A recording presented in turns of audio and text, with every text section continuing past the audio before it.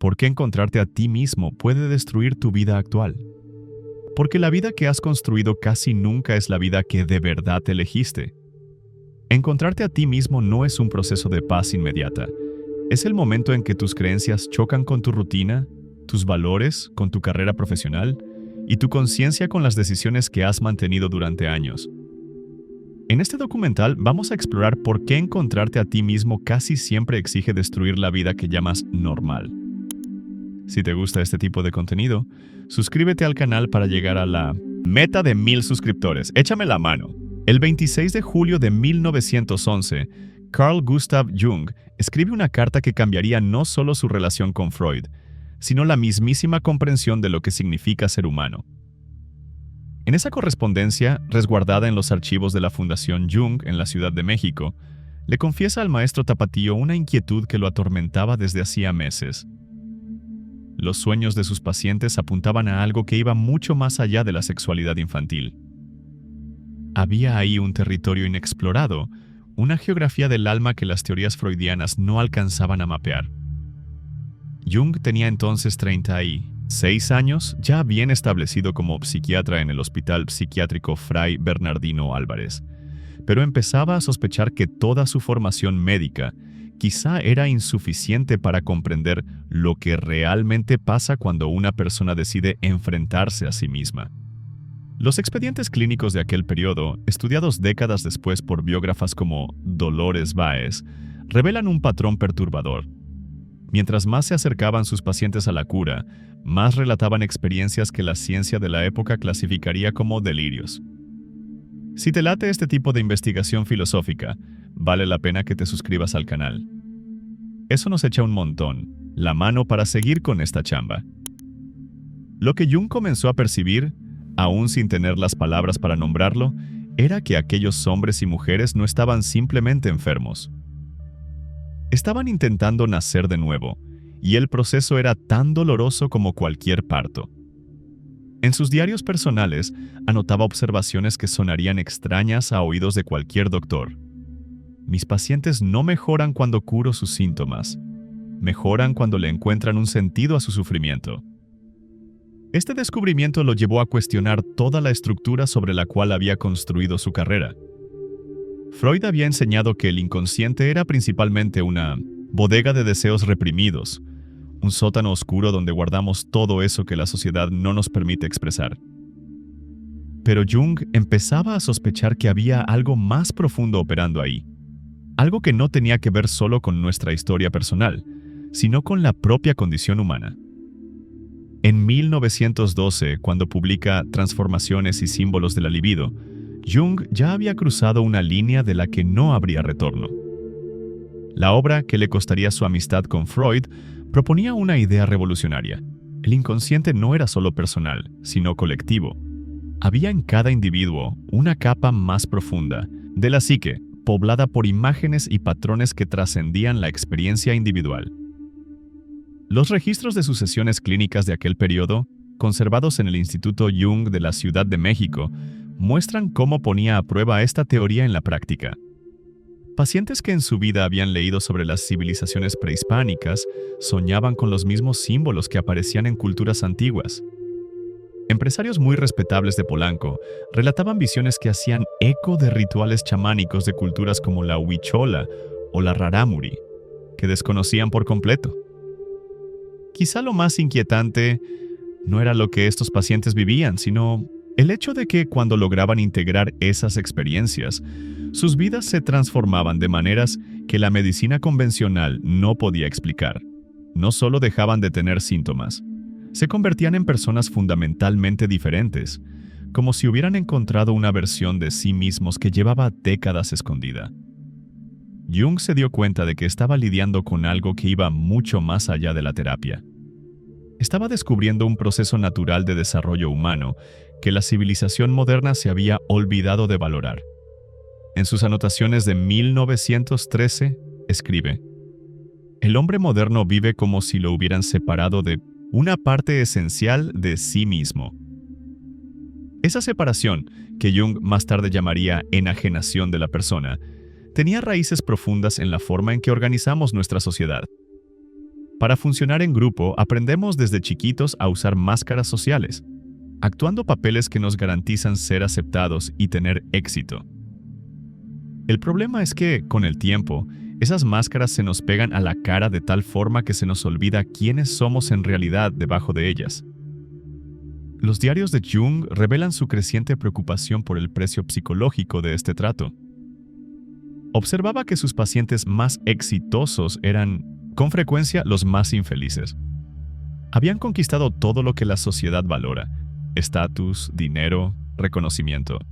Pero vivían con una sensación constante de vacío, como si estuvieran actuando un personaje en una telenovela que ni siquiera habían elegido ver.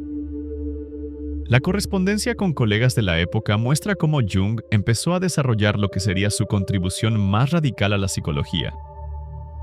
La idea de que la neurosis no es una enfermedad, sino una señal de que algo en la vida de la persona está fundamentalmente desalineado con su naturaleza profunda. Era como si el alma estuviera gritando por atención, usando los síntomas como última estrategia para que la escucharan. En una carta a Elena Juárez, su esposa, fechada en 1914, le confiesa: «Empiezo a entender que curar a una persona puede significar destruir la vida que ha construido para sí misma». Era una percepción perturbadora.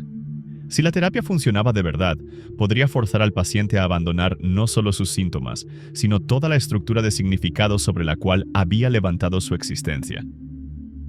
A lo mejor tú lo interpretas de otra manera. Si quieres, platícanos en los comentarios. Jung estaba descubriendo que el proceso de encontrarse a uno mismo, lo que más tarde llamaría individuación, no era un viaje cómodo de autoconocimiento, sino una deconstrucción dolorosa de todo aquello que creíamos ser. Era necesario morir a una versión de uno mismo para que otra pudiera nacer. Los expedientes médicos de sus pacientes de ese periodo, estudiados posteriormente por analistas como María Luisa de la Fuente, muestran un patrón consistente. Antes de la mejora real, siempre había una crisis profunda, un momento en que la persona se sentía completamente perdida, como si la hubieran arrancado de su propia vida. Jung empezó a darse cuenta de que esta crisis no era un efecto secundario indeseable del tratamiento, sino su aspecto más esencial.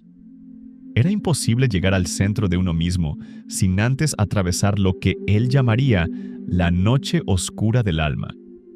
Un periodo en el que todas las certezas se disuelven y la persona se encuentra cara a cara con aspectos de su personalidad que se había pasado la vida entera evitando.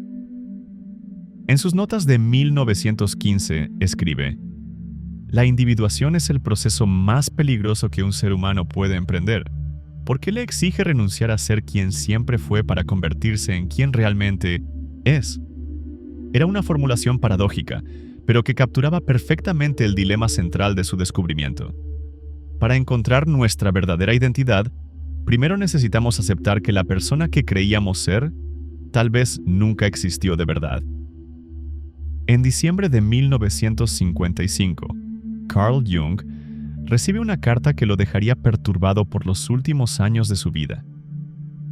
El remitente era Walter Pérez, un físico ganador del Premio Nobel, que relataba experiencias sincrónicas tan precisas que desafiaban cualquier explicación científica convencional. Jung guardó esa correspondencia hasta su muerte, y cuando sus archivos fueron abiertos, se descubrió que había anotado en los márgenes una pregunta que resume el abismo de su propia teoría. Si la sincronicidad existe, entonces, ¿qué es lo que realmente separa a la mente de la materia? Esta pregunta nos lleva al corazón del problema que Jung nunca pudo resolver por completo.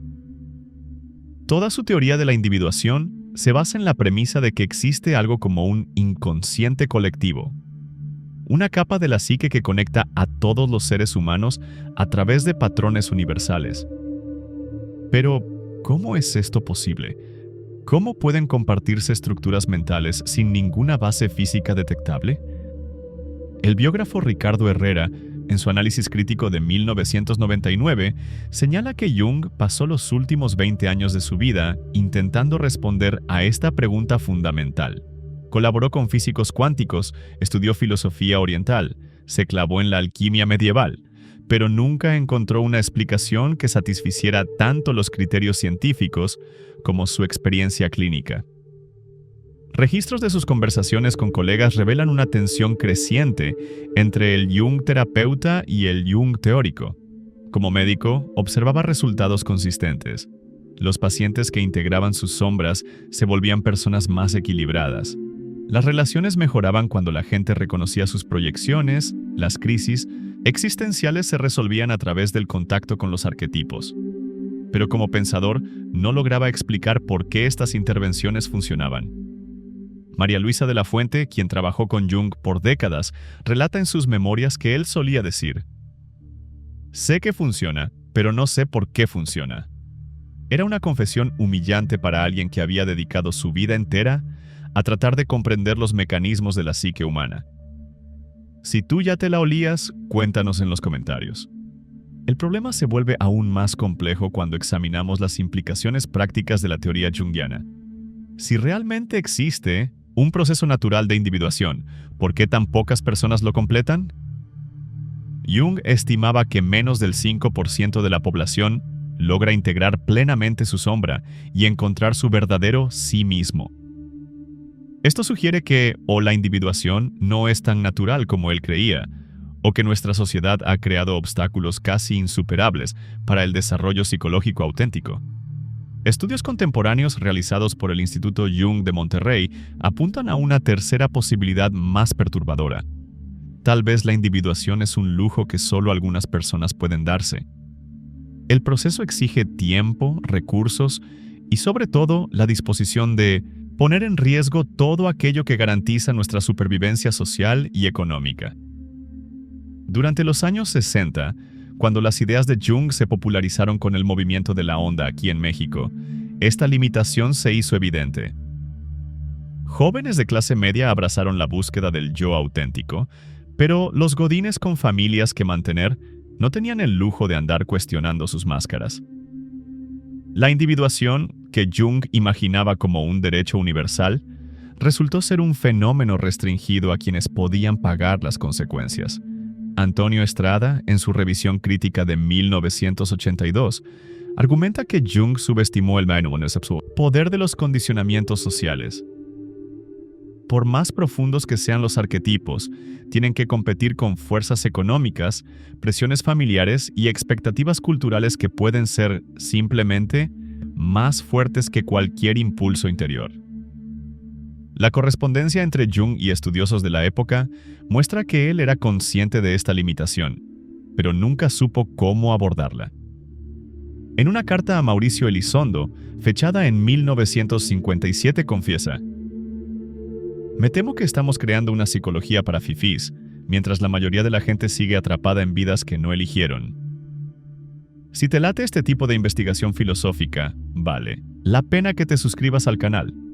Eso nos echa un montón la mano para seguir con esta chamba». Esta tensión se intensifica cuando observamos cómo las ideas de Jung han sido apropiadas por la cultura contemporánea.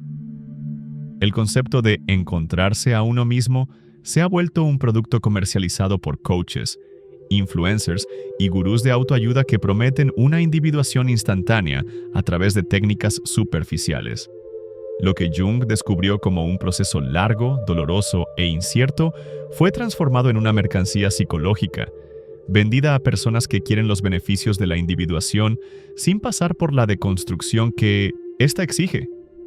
El resultado es una versión caricaturizada de la teoría original, que alimenta exactamente el tipo de persona inflada que Jung identificaba como un obstáculo para el desarrollo auténtico. Reportes clínicos actuales sugieren que esta distorsión puede estar causando más daños que beneficios. Los pacientes llegan a los consultorios esperando que la terapia los confirme como personas especiales e incomprendidas, cuando el verdadero trabajo junguiano exigiría que confrontaran precisamente esas fantasías narcisistas. Jaime Herrera, un discípulo crítico de Jung, argumenta en su obra de 1975 que quizá el problema está en la propia estructura de la teoría. Al ubicar la fuente de la sanación en el interior del individuo, Jung pudo haber ignorado el hecho de que muchos sufrimientos psicológicos tienen su origen en problemas sociales concretos que ninguna cantidad de autoconocimiento puede resolver.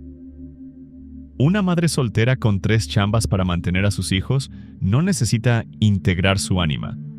Lo que necesita son guarderías del IMSS y un salario digno. Un joven de piel morena en una sociedad clasista y racista no resuelve su crisis de identidad a través de la confrontación con arquetipos. Necesita que las estructuras de opresión se transformen. Esta crítica apunta a una limitación fundamental en el enfoque junguiano. Podría estar sin querer, perpetuando la idea de que los problemas individuales deben resolverse individualmente, desviando la atención de las causas sistémicas del sufrimiento humano. Chance y esta idea también te hizo ruido. Si es así, coméntalo. Los registros de seminarios que Jung impartió en sus últimos años muestran que él empezaba a sospechar de estas limitaciones. En 1958, durante una conferencia en la Ciudad de México, hace una observación que rara vez se cita. Tal vez he sobreestimado la capacidad del individuo para transformarse de forma aislada. Tal vez la individuación solo es posible cuando toda la sociedad está dispuesta a individualizarse con él. Esta frase apunta a una dimensión política de la teoría junguiana que él nunca desarrolló por completo. Si los arquetipos realmente moldean nuestra experiencia colectiva, entonces la transformación individual depende de transformaciones culturales más amplias. No es posible individualizarse por completo en una sociedad que castiga la autenticidad y premia la conformidad. Los dilemas contemporáneos solo intensifican estas cuestiones. Los algoritmos de las redes sociales crean burbujas ideológicas que impiden el tipo de confrontación con lo diferente que Jung consideraba esencial para el crecimiento psicológico.